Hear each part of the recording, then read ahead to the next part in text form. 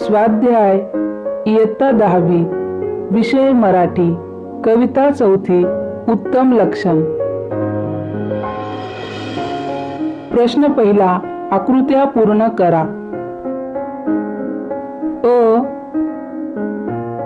संत रामदास यांनी विचार करून करायला सांगितलेल्या गोष्टी.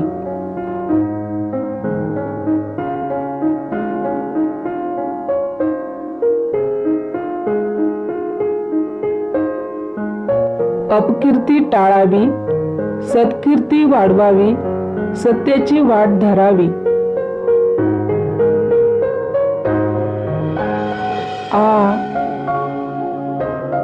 कधीही करू नयेत अशा गोष्टी.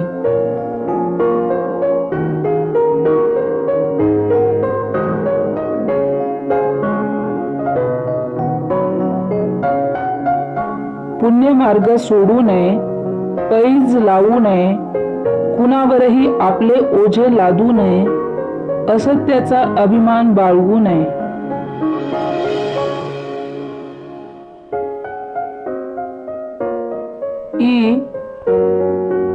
तुमच्यातील प्रत्येकी 3 गुण व 3 दोष शोधून लिहा. गुण: इतरांविषयी वाईट न बोलणे, गरजूंना मदत करणे, जिद्द, चिकाटी व आत्मविश्वास. दोष: बहीण भावंडांसोबत मत्सर, कुणावरही लवकर विश्वास ठेवणे, कधी कधी आळस येतो. प्रश्न दुसरा, खालील व्यक्तींशी कसे वागावे असे संत रामदास म्हणतात. तोंडाळ,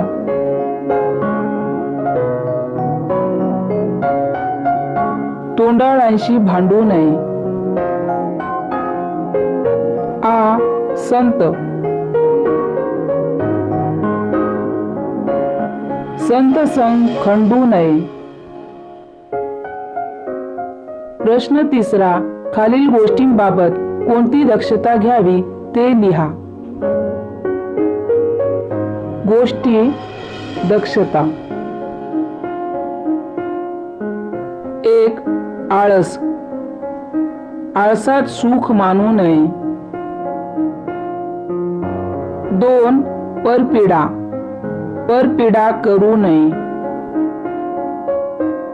3. सत्यमार्ग, सत्यमार्ग सोडू नये.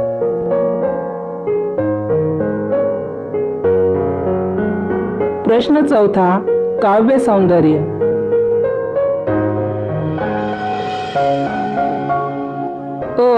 खालील ओळींचे रसग्रहण तुमच्या शब्दात लिहा. जनी आर्जव तोडू नये, पापद्रव्य जोडू नये, पुण्यमार्ग सोडू नये कदा काळी. आशय सौंदर्य. उत्तम लक्षण या श्री दासबोधातील एका समासामध्ये समर्थ रामदासांनी गुणसंपन्न आदर्श व्यक्तिमत्वाची महत्वाची लक्षणे सांगितली आहेत. त्यापैकी उपरोक्त ओवीमध्ये 3 लक्षणांचा उहापोह केला आहे. काव्य सौंदर्य. समाजात वावरताना व्यक्तीने कोणते आचरण करावे हे सांगताना संत रामदास म्हणतात, लोकांचे मन मोडू नये, लोकांनी केलेली विनंती धुडकावू नये, उलट जनभावनांचा आदर करावा, तसेच वाईट मार्गाने संपत्ती साठवू नये. अशी संपत्ती हे पापाचे धन असते, म्हणून सत्शील मार्गाने जीवन व्यतीत करावे, पुण्यमार्ग आचरावा, कधीही पुण्यमार्गाने जाण्याचे सोडू नये. भाषिक वैशिष्ट्ये. वरील ओवीमध्ये जनांसाठी खूप सुगम निरूपण केले आहे. तोडू नये, जोडू नये, सोडू नये अशा सोप्या यमकांद्वारे संदेशामध्ये आवाहकता आली आहे. ओवी छंदाला साजेशी सुबोध भाषा वापरल्यामुळे जनमानसावर तत्व ठसवणे सुलभ झाले आहे. पापद्रव्य व पुण्यमार्ग यातील विरोधाभास ठळकपणे उठून दिसतो. ओवीमध्ये प्रासादिकता हा गुण आढळतो. सभेमध्ये लाजो नये, बाष्पळपणे बोलू नये या ओळीतील विचार स्पष्ट करा. उत्तम लक्षण या कवितेमध्ये संत रामदास यांनी आदर्श गुणसंपन्न व्यक्तीची लक्षणे समजून सांगितली आहेत. त्यापैकी एक लक्षण उपरोक्त चरणात सूचित केले आहे. मनुष्य हा समाजप्रिय प्राणी आहे. माणसामध्ये तो नित्य वावरत असतो.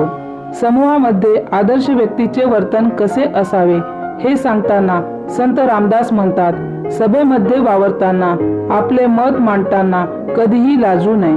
स्पष्टपणे आपले म्हणणे मांडावे, परंतु त्याच वेळी बालिशपणे बोलून आपले हसे करून घेऊ नये. निरर्थक असे वक्तव्य व्यक्त करू नये. बाष्पळपणे बोलू नये. उत्तम पुरुषाचे एक मर्मग्राही लक्षण या ओवीतून मांडले आहे.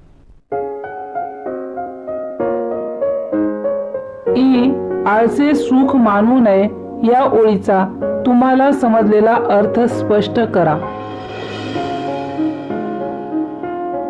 उत्तम लक्षण या ओवीमध्ये संत रामदास यांनी उत्तम व्यक्तीची लक्षणे विशद करताना आळस हा माणसाचा शत्रू आहे असे ठासून प्रतिपादिले आहे. आळस हा माणसाच्या अंगी असलेला दुर्गुण आहे. त्यामुळे कार्य करायला उत्साह राहत नाही व त्यामुळे बरीच कामे खोळंबून राहतात. आळसे कार्यभाग नाचतो.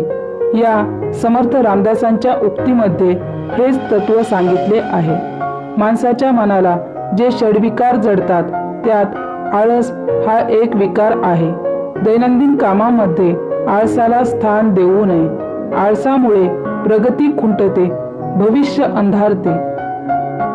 आळसामुळे मनाला जडत्व प्राप्त होते व माणूस नाकर्ता होतो. आळशी माणसाला समाजात मान मिळत नाही. म्हणून आळसात सुख मानू नये, समाधान मानू नये असे समर्थ रामदास सांगतात.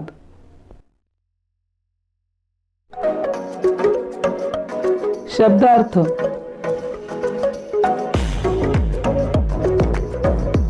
उत्तम, आदर्श, गुणसंपन्न. लक्षण, गुणवैशिष्ट्य. श्रोती, ऐकणाऱ्या लोकांना. सावधान, सावध होणे, सजग होणे. उत्तम, उत्कृष्ट. जेणे, ज्याने. बाणे, बांधणे, अंगीकारणे, सवय लागणे. सर्वज्ञ, सारे जाणणारा. पुसल्याबिन, विचारल्याशिवाय. एकाएकी, एकदम, पटकन. जनी, लोकांचे. आर्जव, विनंती. पापद्रव्य, पापाने मिळवलेली संपत्ती. जोडू नये, साठवू नये. पुण्यमार्ग, चांगला रस्ता, सद्वर्तन. कदाकाळी, कोणत्याही वेळी. तोंडाळ, वाटेल ते बोलणारा, भांडकुदळ. वाचाळ, व्यर्थ बडबड करणारा. कंडो नये, कंटाळ करू नये. संत संग, सज्जन माणसाची संगत. खंडू नये, तोडू नये. अंतर्यामी, मनातून, हृदयातून. आळस, काम न करणे.